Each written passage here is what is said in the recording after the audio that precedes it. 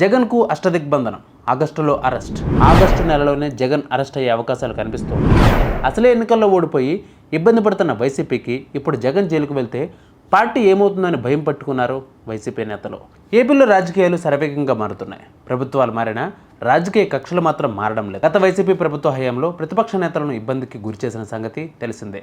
Skill development స్కీమ్లో భారీగా అవకతవకలు జరిగాయని చెప్పి టీడీపీ అధినేత చంద్రబాబును 50 రోజులకు పైగానే జైల్లో పెట్టి ఇబ్బంది పెట్టింది జగన్ సర్కార్. ప్రభుత్వం మారడంతో ఇప్పుడు వైసీపీ నేతల వంతు వచ్చింది.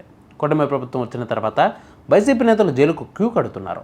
వల్లభనేని సురేష్, పోసాని కృష్ణమురళి వంటి నేతలు జైలుకు వెళ్లిన విషయం తెలిసిందే.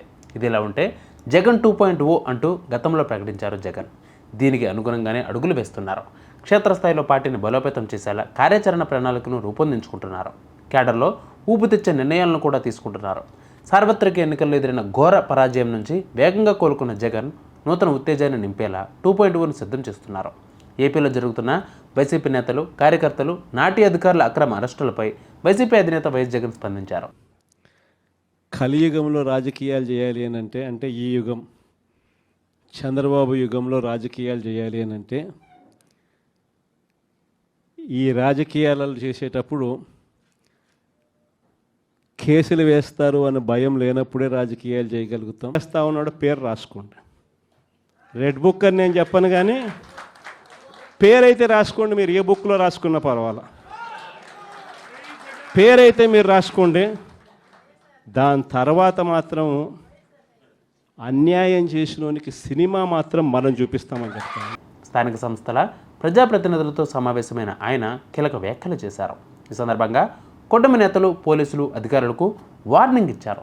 అన్యాయం చేయాలి అనుకుంటే, దాడి చేయాలనుకుంటే చేసుకోమనండి, కానీ పేర్లు మాత్రం రాసుకోండి అని వైఎస్ జగన్ సూచించారు. అన్యాయం చేసిన వారికి ఖచ్చితంగా సినిమా చూపిస్తామన్నారు. రాష్ట్రంలో రాక్షస పాలన కొనసాగుతోందని, కలియుగంలో చంద్రబాబు చేస్తున్న రాజకీయాలు అలానే ఉన్నాయని వైఎస్ జగన్ తెలిపారు. కలియుగంలో కేసులు, జైలుకు భయపడకూడదన్నారు. పర్వాలా, అన్యాయం చేయండి, చేయించుకుంటాం, టైం మీది, కానియండి, కొట్టండి అని చెప్పండి. ఆడు ఎవడు ఏం చేస్తా ఉన్నాడో పేరు రాసుకోండి. రెడ్ బుక్ అని నేను చెప్పను, కానీ పేరైతే రాసుకోండి. మీరు ఏ బుక్లో రాసుకున్నా పర్వాలా.